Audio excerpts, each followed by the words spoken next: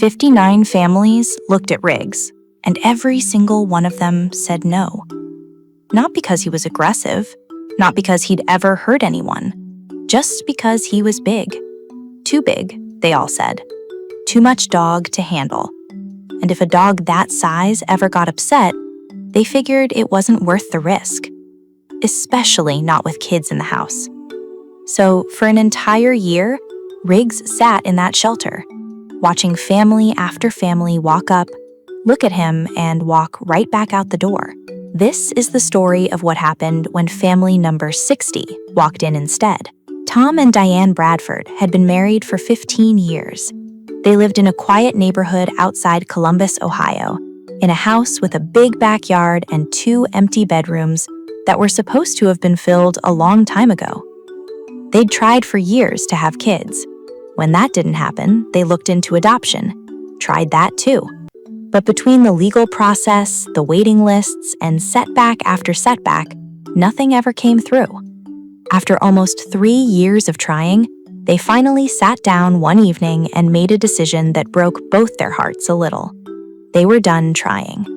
Not because they'd stopped wanting a family, because they couldn't keep putting themselves through the disappointment anymore. Right next door, their neighbors had exactly what Tom and Diane didn't. 2 kids running around the yard, and a massive Great Dane who acted like a third kid most days. Tom used to sit on his porch some evenings, watching that dog chase the neighbor kids around the yard, and feel something heavy sit in his chest that he never really said out loud. Diane felt it too. She just didn't say it either. It was Diane who brought it up first. They were sitting at the kitchen table on a random Tuesday when she said, "What if we don't adopt a kid? What if we adopt a dog instead?" Tom didn't say anything for a minute. Then he said, "Like theirs? Like a Great Dane?" Diane nodded. She'd been thinking about it for weeks, apparently, without telling him. The process was simpler, the waiting was shorter, and honestly, she just wanted something in that house again, something that needed them.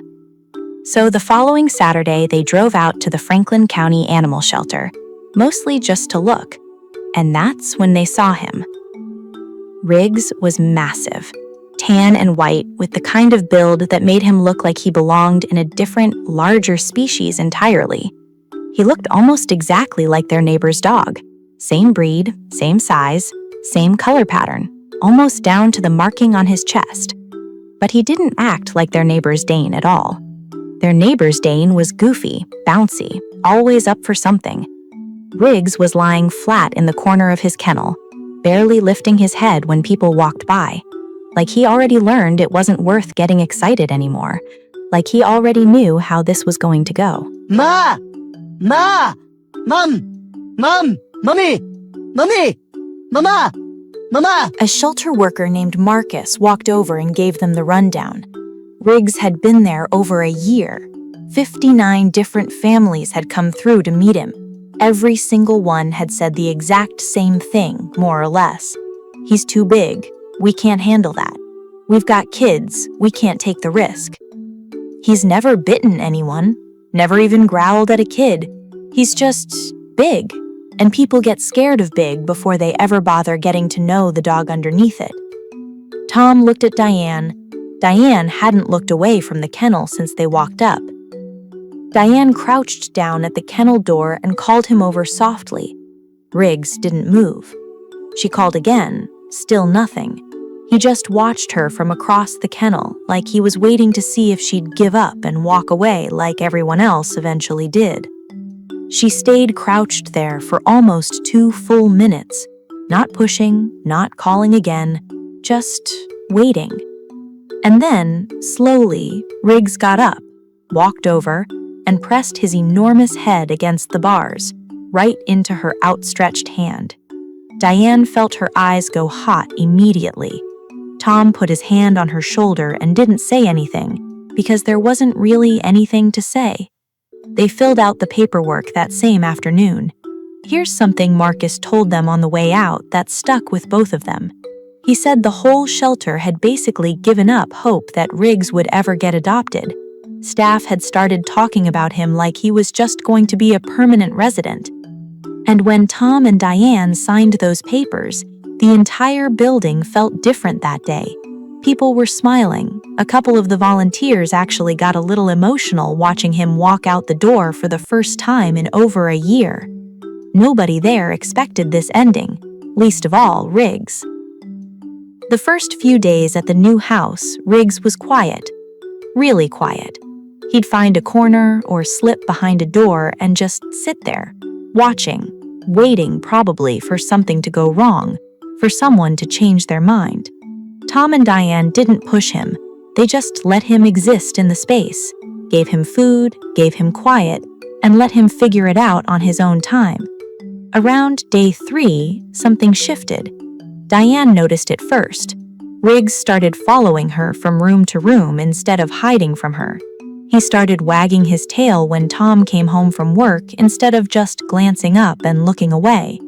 By the end of the first week, he wasn't hiding anymore. He was in the middle of everything. On the couch, under the kitchen table during dinner, right at the front door every single time someone knocked. He'd figured it out. This family wasn't going to give him back.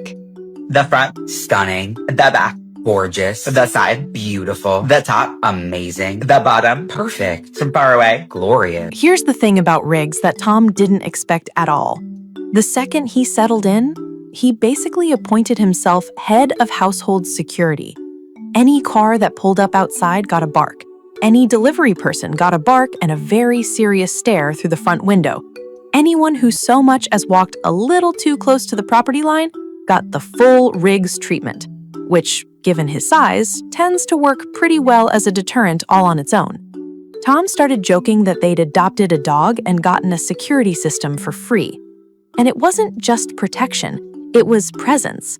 The house that had felt so quiet, so empty for years, suddenly had this massive, warm, constant presence filling every room. Diane said it best one night, sitting on the couch with Riggs' enormous head taking up her entire lap. She said the house finally felt full again. A few weeks in, something happened that neither of them saw coming. Their neighbor's Great Dane, the one Tom used to watch through the fence, the one that had started this whole idea in the first place, started showing up at their back door almost every single day. Turns out the two of them had figured out how to communicate through the fence line pretty quickly, and the neighbor's dog decided Riggs was worth the trip over. Now the two of them run the yard most afternoons, chasing each other around like they've known each other their whole lives, even though Riggs had only been in the neighborhood a few months. Tom and Diane's neighbors joke that their dog has basically got 2 houses now. Nobody minds, least of all Riggs, who finally has a friend his own size to actually play with. Here's what really gets Tom, even now, months later. He never got the chance to watch a kid grow up in that house, never got to see a small kid turn into a teenager who eventually took over mowing the lawn or taking out the trash without being asked. That part of the story just didn't happen for them. And there's still a piece of that loss that doesn't fully go away. But somewhere in the last several months, Riggs became something close to that anyway.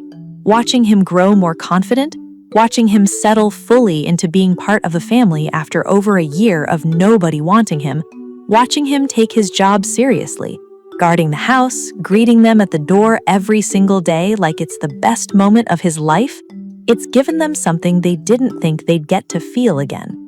Diane says it plainly now when people ask. They probably won't adopt a kid, they probably won't have one of their own either.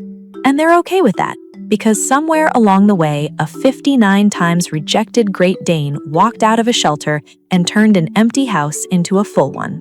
The shelter still talks about Riggs sometimes, according to Marcus. He's become something of a story there.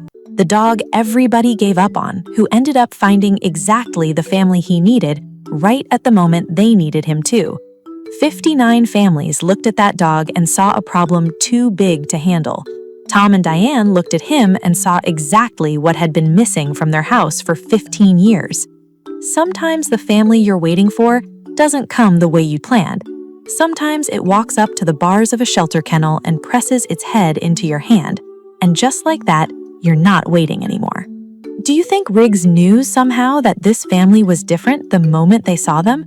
Or was it just Diane's patience that finally got through to him? Tell me what you think in the comments. And if you've ever adopted the dog nobody else wanted, share your story below. Somebody out there needs to hear it tonight. Because here's the truth about dogs like Riggs, the ones that get passed over again and again. They're not broken, they're not dangerous.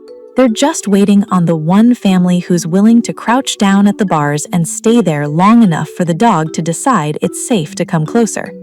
59 families walked away in under a minute each. Diane stayed for 2. That's really the whole story right there. Not size, not breed, not 59 rejections stacked up in some file somewhere. Just one person willing to wait a little longer than everyone else did.